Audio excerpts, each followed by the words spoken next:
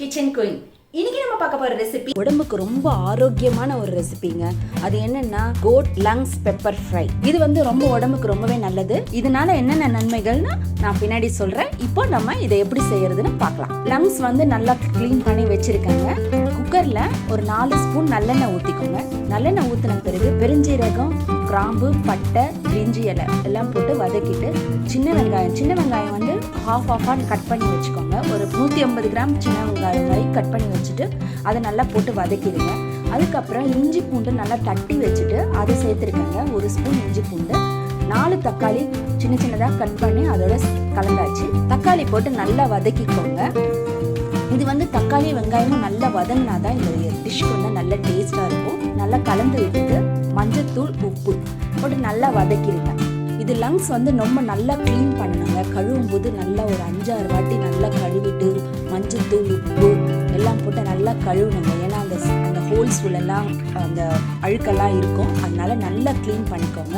இப்போ வந்து லங்ஸை நம்ம இதோட சேர்த்துட்டு நல்லா அந்த மசாலா படுற மாதிரி கலரி விட்டுருங்க. லங்ஸ் வந்து ரொம்பவே நல்லதுங்க நமக்கு. இது மாதிரி நல்லா கலரி விட்டுட்டு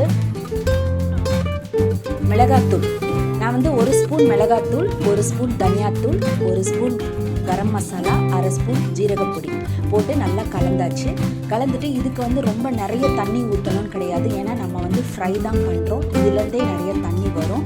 ஸோ நம்ம வந்து ஒரு 1/2 டம்ளர் தண்ணி ஊற்றிட்டு குக்கரை க்ளோஸ் பண்ணி வெயிட் போடலாம். வெயிட் போட்டு இது வந்து ஒரு 6 விசில் 7 விசில் வரைக்கும் விட்டுருங்க. அப்போ தான் நல்லா வேகும். பாருங்கள், நல்லா வெந்துருச்சு. நான் ஒரு 7 விசில் விட்டுருக்கேன். நல்லா வெந்துருச்சு.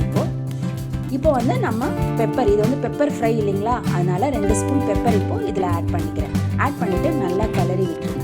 உங்களுக்கு வந்து கிரேவி மாதிரி வேணும்னா இப்படியே நிறுத்திக்கோங்க. நல்லா ட்ரையாக வரணும்னா கொஞ்சம் நேரம் நல்லா அடுப்பில் வச்சுட்டு நல்லா கிளறி விட்டுட்டு கடைசியாக கருவேப்பிலையும் கொத்தமல்லியும் போட்டு கிளறி விட்டுருங்க. லங்ஸ் வந்து நம்மளுடைய உள் உறுப்புகளுக்கும் ரொம்பவே நல்லதுங்க. மாதத்துக்கு ஒரு வாட்டி நம்ம வந்து ஆடோட உள் உறுப்புகளை வந்து செஞ்சு சாப்பிட்றது நம்ம உடம்புக்கு ரொம்பவே ஆரோக்கியங்க. அது லங்ஸ் வந்து நம்மளோட லங்ஸ்க்கு, கிட்னிக்கு, இடுப்பு வலி இதுக்கெல்லாம் ரொம்ப நல்லது. இது வந்து ரொம்ப குளிர்ச்சியும் தரும் நம்ம உடம்புக்கு. நம்ம வந்து எப்போவுமே மட்டன் தான் செய்கிறோம். மட்டனும் உடம்புக்கு நல்லது தான். அதோட நம்ம ஆடோட உள் உறுப்புகள் ஒரு உறுப்புகளையும் நமக்கு வந்து தேவையான ஒரு சத்து இருக்குது. நம்மளோட உடம்புக்கு ரொம்ப ஆரோக்கியம் தர வேண்டிய சத்துக்கள் எல்லாம் ஆடோட உள் உறுப்புகளில் இருக்குது. ஈரலில், போட்டியில், இந்த மாதிரி எல்லாத்துலேயுமே ஒரு சத்து இருக்குது. அதனால நம்ம ஆடு கறியை மட்டும் சாப்பிடாம இனிமேல் வந்து ஆடோட உள் உறுப்புகளையும் நம்ம மாதத்துக்கு ஒரு முறையாவது சேர்த்துக்கிறது நம்மளுடைய உடம்புக்கு ரொம்பவே ஆரோக்கியங்க. நீங்களும் இதை உங்கள் வீட்டில் செஞ்சு பாருங்கள். ரெசிபி பார்த்தீங்களா? பிடிச்சிருந்ததா? சூப்பராக இருந்துச்சா? உங்கள் எல்லாருக்கும் ஒரு சின்ன ரெக்வஸ்ட். அது என்னன்னா, என்னுடைய பேஜை லைக் பண்ணுங்க, கமெண்ட் பண்ணுங்க, ஷேர் பண்ணுங்க. மீண்டும் உங்களை அடுத்த ரெசிபியில் சந்திக்கிறேன்.